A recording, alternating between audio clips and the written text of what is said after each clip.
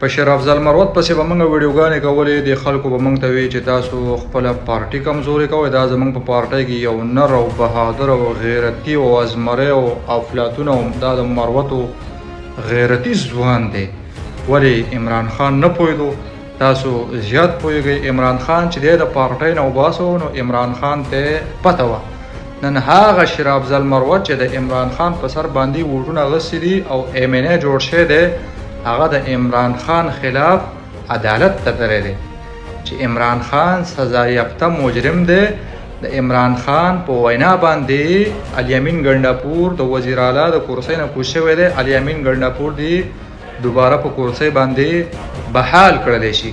دا هغه شیر افضل مروت دی چې دله الله تعالی د عمران خان د وجې عزت ورکړی.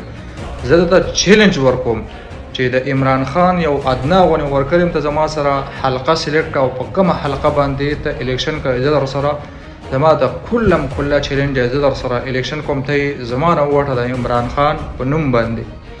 دا هغه مروت دی چې د عدالت ته لاړو چې عمران خان یو سزا یافته مجرم دی او ده به څه وي چې عمران خان زما مرشد دی، زما لیډر نه دی، زما مرشد دی او زما پیر دی او زه د عمران خان مرید یم.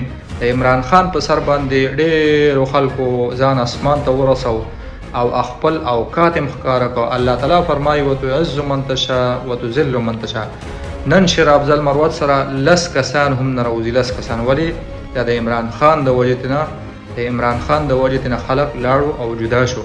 د عمران خان په وجه باندې الله تعالی ډېرو خلکو له عزت ورکړی دی سره زمانه او شیر افضل مروت په شرمونو باندې وشرمو. عمران خان زندہ باد.